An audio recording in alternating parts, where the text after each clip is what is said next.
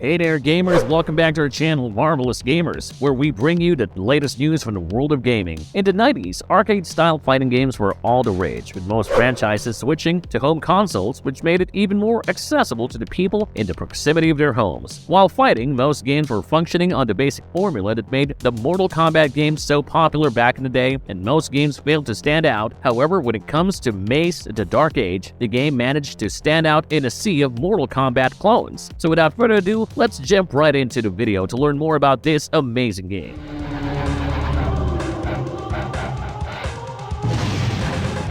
What is the story of the game? The game is set in a time when Europe, Arabia, and Asia were going through a dark period in time, tormented by constant war and the plague. Arabia was in a precarious situation because of the Guild of Assassins, who were ousting rulers in order to showcase their own powers, while Khan's Golden Horde was tormenting all of Asia from the shores of Japan in the east to Europe in the west. Meanwhile, Europe was taken over by a few feudal lords who had reduced the once shining beacon of humanity to a land of despair. While most of the great kingdoms had been reduced to ashes, some of them managed to retain their place and grew stronger with time. Among them, the Covenant of Seven, under the leadership of Asmodeus, stood strong. A practitioner of dark arts, Asmodeus was the wielder of the legendary Mace of Tanis, saturated with necroptotic powers that granted him immortality and gave him unrivaled power. However, for Asmodeus to retain his powers, he had to feed off of the misery and destitution of the people. The Seven were also provided with a little bit of the powers possessed by Asmodeus,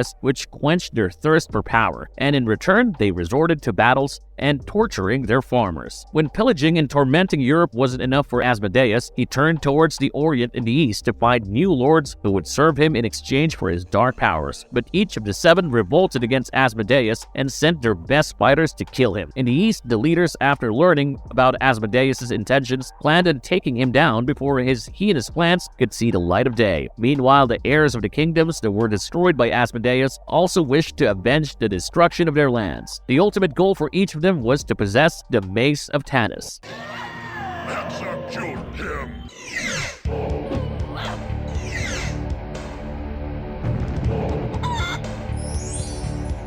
The similarities between Mace, the Dark Age, and Mortal Kombat. Both Mortal Kombat and Mace, the Dark Age share similarities that are common to most fighting games from the era. Each game has a diverse cast of characters with unique fighting styles, special moves, and combos. These characters are often divided into categories such as heavy hitters, speedy attackers, or ranged fighters to give players plenty of options. Both games also feature an enemy health bar that must be drained to win a fight, with players taking damage during attacks. Additionally, both games offer various modes allowing players to compete against the computer or other players. Mace, the Dark Age, and Mortal Kombat both offer players a variety of modes to choose from, including story mode, time attack mode, versus mode, arcade mode, and online play in Mortal Kombat. These modes offer unique challenges and experiences, making the games more engaging and playable over and over again. Additionally, both games place a strong emphasis on timing and strategy during combat. Both Mace, the Dark Age, and Mortal Kombat demand players to have expertise in timing and executing moves and combos, as well as anticipating and countering their opponent's attacks. This requires the players to possess both skills and strategy, making the games more challenging and satisfying to play. While both games have their unique characteristics and features, they also share many similarities that are common in most fighting games. These similarities make the game accessible and familiar to genre fans, while their distinct features set them apart from each other and give players a range of options to select from.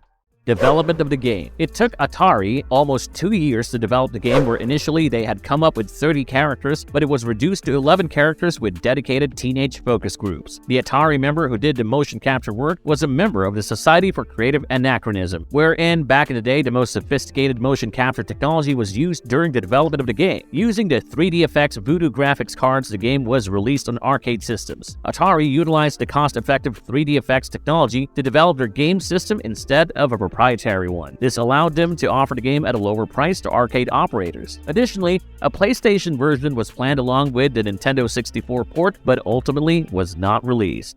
The basic gameplay and the characters in the game. Similar to other 3D fighting games, the game utilizes 3 buttons for attacking that facilitate the strong slash, quick slash, and kick, along with a switch to evade. Each character has a variety of short combo chains and moves that can be linked into combos, as well as special moves and an execution move that can only be performed after winning the match. Additionally, throws can be executed by holding forward and pressing the quick buttons. 12 playable characters were featured in the arcade version of the game. Among them, 4 of the characters were time-locked and 1 sub-boss was playable using cheat codes. The game also featured the final boss who was unplayable and a joke character who was hidden. However, in the N64 version of the game, 2 of the 4 time-locked characters of the arcade version were available right from the beginning, while the remaining 2 were hidden behind cheat codes. Furthermore, there is a secret character for exchanging models meant to be humorous and a training mode dummy called Spanky that cannot be played. The notable characters in the game are Al-Rashid, an assassin from Arabia who wields dual scimitars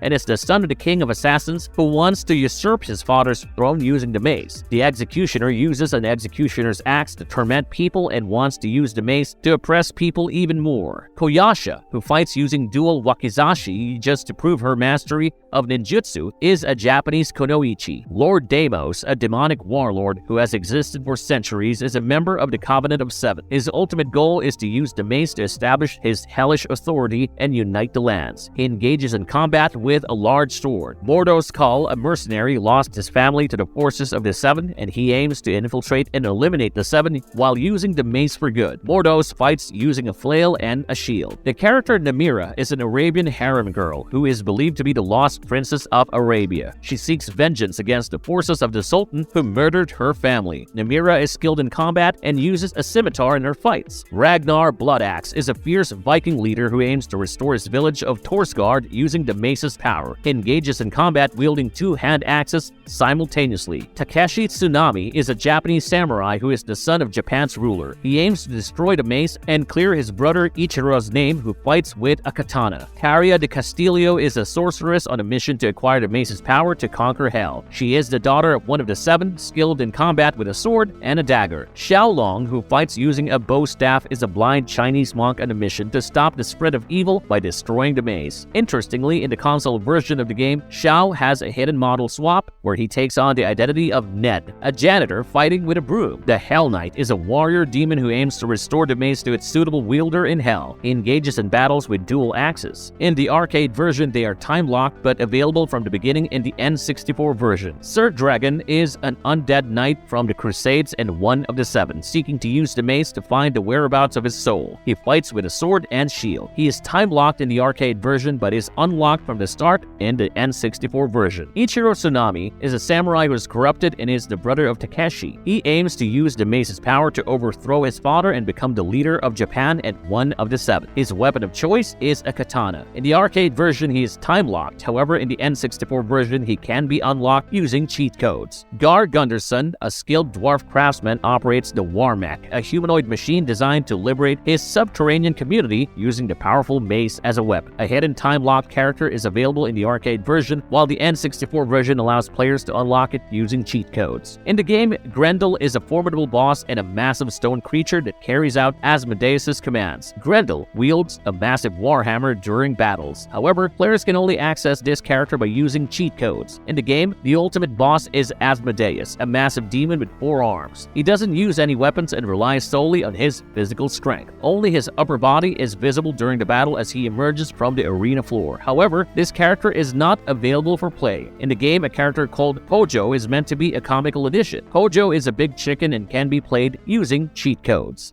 Marvelous verdict. While both Mortal Kombat and Mace the Dark Age share a few similarities, they are amazing fighting games, with both of them managing to carve a reputation for themselves because of their individual appeal. With its excellent graphics, Mace stood out in a crowd of fighting games from the period and was a delight to play. Have you played Mace the Dark Age? Please tell us your experience with the game in the comments section. If you enjoyed this video, please like and share this video, and for more exciting gaming videos, please subscribe to our channel.